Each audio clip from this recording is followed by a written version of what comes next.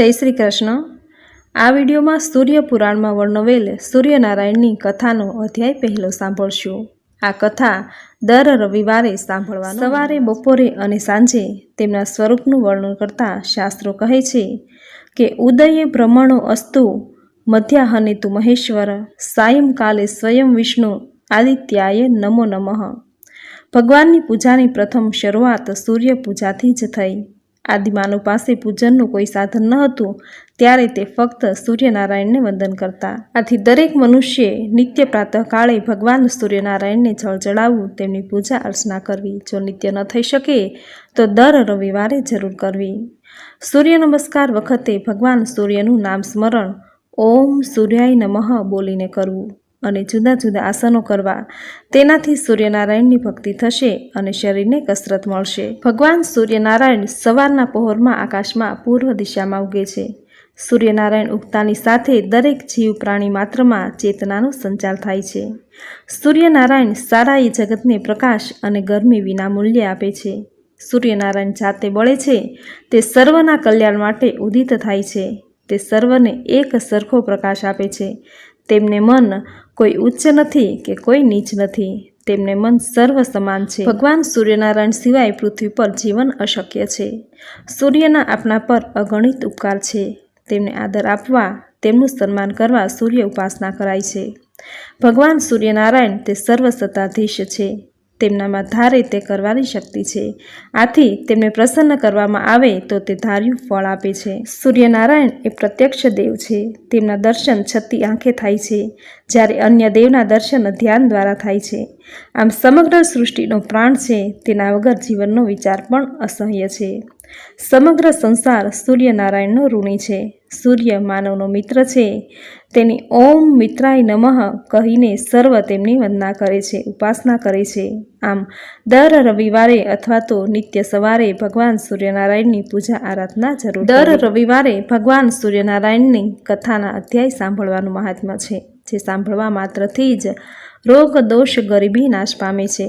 જીવનમાં સુખ શાંતિ સમૃદ્ધિ, સમાજમાં માન સન્માનની પ્રાપ્તિ થાય છે। તો મિત્રો, આજના આ વિડીયોમાં ભગવાન સૂર્યનારાયણની કથાનો અધ્યાય પહેલો સાંભળશું। જેમાં સાંભળશું સૂર્યનારાયણના પ્રાગટ્યની કથા। જો આપને વિડીયો પસંદ આવે તો લાઇક શેર કોમેન્ટ કરી ચેનલ સબસ્ક્રાઈબ જરૂર કરજો। નારદજી કૃષ્ણપુત્ર સાંબને કહે છે કે હે પુત્ર સાંબ, 1000 યુગની રાત્રિ પછી નારાયણને સૃષ્ટિ રચવાની ઈચ્છા થઈ। તેથી તેમણે વરાહ રૂપ ધારણ કર્યું અને પૃથ્વીને પાતાળમાં જળમાં ડૂબેલી તેને બહાર કાઢી લાવ્યા અને તેનો ઉદ્ધાર કર્યો।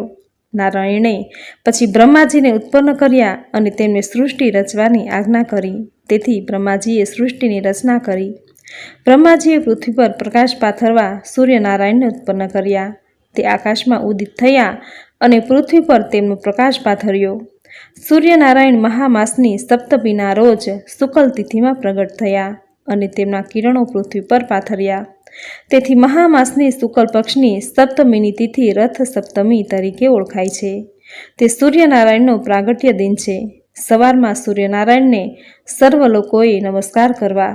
હે આદિદેવ સૂર્યનારાયણ, તમને નમસ્કાર છે, તમો અમારા પર પ્રસન્ન થાવ કહીને નવાજાય છે। સૂર્યનારાયણ પરોપકારી દેવ છે। પોતે બળે છે અને બીજાને પ્રકાશ આપે છે। સારા વિશ્વને પરોપકાર કરવાનો સંદેશ ભગવાન સૂર્યનારાયણ આપે છે। પરોપકાર તેમનો જીવન સંદેશ છે। સૂર્ય સપ્તમીના દિવસે કરેલી સૂર્યનારાયણની ભક્તિ વિશેષ ફળ આપનારી છે। તેથી આ દિવસે લોકો ઉપવાસ કરી ભગવાન સૂર્યનારાયણની કથા કરાવે છે, પુણ્યદાન કરે છે અને તીર્થ સ્નાન કરે છે। હરદ્વાર, નાસિક, કુરુક્ષેત્ર વગેરે સ્થળોએ સ્નાન કરે છે। સૂર્યનારાયણ આકાશમાં માઇલોના માઇલ દૂર સૂર્યલોકમાં વસે છે। સૂર્યનારાયણ આકારમાં બહુ મોટા છે, પણ પૃથ્વી પરથી ઘણા જ નાના દેખાય છે। તેમનો વ્યાસ 9000 યોજન માઇલનો છે। સૂર્યનારાયણ દર સેકન્ડે 40 લાખ ટન શક્તિ આકાશમાંથી ફેંકે છે। તેમાંથી પૃથ્વીને દર સેકન્ડે 4 પાઉન્ડ શક્તિ આપે છે। તેનાથી દરેકના શરીરમાં જળ અને વાયુનું પ્રમાણ જળવાઈ રહે છે।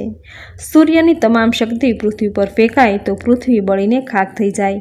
આ શક્તિને કોઈ પરમાણુ કેન્દ્રમાં ઉત્પન્ન કરવામાં આવે તો દર કલાકે 1700 અબજ ડોલરનો ખર્ચ થાય। સૂર્યનારાયણ ના હોય તો પૃથ્વી પર અંધારું થાય આવી સૂર્યમાં અગાધ શક્તિ છે, તેથી સૂર્યનારાયણ ભગવાન તરીકે પૂજાય છે. સૂર્યનારાયણ પૃથ્વી પરના અનેક જીવો અને વનસ્પતિનો ખોરાક છે. સૂર્યનારાયણ જગતના પિતા ગણાય છે. સૂર્યનારાયણ સવારમાં ઉગતા સર્વે જગત પ્રબુદ્ધ મને છે, જાગ્રત થાય છે. સૂર્યનારાયણ અસ્ત થતાં સારું જગત નિદ્રાધીન થાય છે. સૂર્યના કિરણોમાં ચેતનામય દેવી શક્તિ છે, તેથી સૂર્ય અસ્ત થતાં ચેતનામય દેવી શક્તિ ઓછી થાય છે અને સૂર્યનો ઉદય થતાં ચેતનામય દેવી શક્તિ જાગ્રત થાય છે. સૂર્યના કિરણોમાં રોગ નિવારક શક્તિ છે, તેમાં ઉત્પાદક શક્તિ છે, તેથી દરેકનું આરોગ્ય સચવાય છે અને દરેક સુખ સમૃદ્ધિ મેળવે છે. ભગવાન સૂર્યનારાયણમાં કૃપા કરવાની શક્તિ છે. સૂર્યનારાયણ એ 1000 કિરણોવાળા છે. તેમાંથી 400 કિરણો વરસાદ વરસાવે છે, 300 કિરણો હિમ વરસાવે છે અને 300 કિરણો પ્રચંડ ગરમી વરસાવે છે.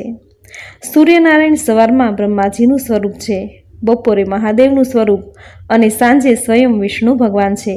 તેથી શાસ્ત્રોમાં ત્રિકાળ સંધ્યાના પૂજનને મહત્વ આપવામાં આવ્યું છે. સમયનું નિયંત્રણ તેમનાથી થાય છે. રાત, દિવસ, માસ, વર્ષ અને ઋતુઓ તેમનાથી અસ્તિત્વ ધરાવે છે. આમ સૂર્યનારાયણ શક્તિશાળી દેવ છે. સૂર્યનારાયણના પ્રકોપથી પુષ્કાળ દુષ્કાળ પડે છે, વાવાઝોડા આવે છે અને અનેક પ્રકારના દુઃખદ પ્રસંગ બને છે. તે અટકાવવા માટે સૂર્યનારાયણની ભક્તિ સૌથી ઉત્તમ છે. નારદજી કહે છે કે હે સાંબ, હું અનેકવાર ફરતો ફરતો સૂર્યલોકમાં ગયો છું. ત્યારે મેં જોયું છે કે દેવતા, ગંધર્વ, નાગ, યક્ષ, રાક્ષસ અને અપ્સરાઓ સૂર્યનારાયણની સેવામાં હાજર છે.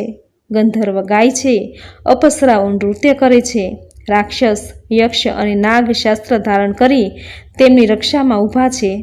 ઋગ્વેદ, યજુર્વેદ અને સામવેદ શરીર ધારણ કરી તેમની સ્તુતિ કરે છે. આદિત્ય, વસુ, રુદ્ર, મરુત, અશ્વની કુમાર વગેરે સર્વ તેમનું પૂજન કરે છે. સૂર્યનારાયણ સર્વદેવમય છે. સૂર્યનારાયણ સર્વદેવ, માનવ, દાનવ વગેરેથી પૂજાય છે. માનવો ઉગતા સૂર્યને નમસ્કાર કરી અધર્ય આપી પૂજે છે અને જે સૂર્યનારાયણને નમસ્કાર કરે છે તેના જીવનમાં દરિદ્રતા ક્યારેય આવતી નથી. સૂર્યનારાયણ સાંબને દર્શન આપી તેમનો પરિચય આપતા કહે છે કે મારો વાસ બ્રહ્માંડમાં મનુષ્યોના દેહ પિંડમાં છે. મારો વાસ અનંત સૂર્યલોકમાં અને ગ્રહો અને ઉપગ્રહોમાં છે. સાંબને બ્રહ્માજી કહે છે કે હે સાંબ, આકાશ, જળ, પવન, અગ્નિ, પૃથ્વી અને વિશ્વના સઘળા સ્થાવર અને જંગમમાં ભગવાન સૂર્યનારાયણનો વાસ છે. કેટલાક લોકો મને વિષ્ણુ ભગવાનને અને કોઈ શિવ ભગવાનને જગત કરતા કહે છે, પણ તે સર્વ સૂર્યના રૂપ છે. કોઈ પણ દેવને કરેલી ભક્તિ ભગવાન સૂર્યનારાયણને પહોંચે છે. સૂર્યનારાયણની ભક્તિ વ્યક્તિને પાપ અને રોગમાંથી જલ્દી મુક્ત કરાવે છે. તમે સૂર્યનારાયણની ભક્તિ કરો, તેનાથી તમારી સર્વ આધિ વ્યાધિ દૂર થશે. હે સાંબ, જેવી રીતે હું અને શિવ સૂર્યનારાયણના સ્વરૂપ છીએ, તેવી જ રીતે તમારા પિતા કૃષ્ણચંદ પણ સૂર્યનારાયણનું જ સ્વરૂપ છે. ઇતિ શ્રી સૂર્યપુરાણે કથાખંડે સૂર્યનારાયણ વ્રત કથામય પ્રથમ અધ્યાય સંપૂર્ણમ. બોલો ભગવાન શ્રી સૂર્યનારાયણની જય. તો મિત્રો, આપણે સાંભળ્યો ભગવાન સૂર્યનારાયણની કથાનો અધ્યાય પહેલો. સૂર્યનારાયણની ઉપાસનાથી તેમના ભક્તોની મનોકામના પૂર્ણ થાય છે.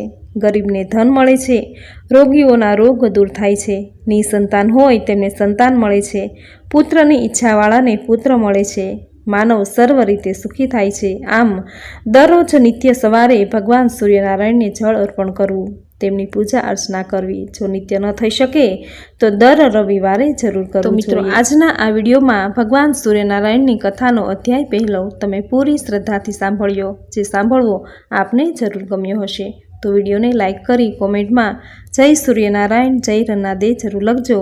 ચેનલ સબસ્ક્રાઈબ કરી બાજુમાં બેલ આઇકન જરૂર પ્રેસ કરજો. આવી જ નવી ધાર્મિક માહિતી, નવી ધાર્મિક કથા સાથે ફરી મળીશું. ત્યાં સુધી આપ સૌને મારા જય શ્રી કૃષ્ણ.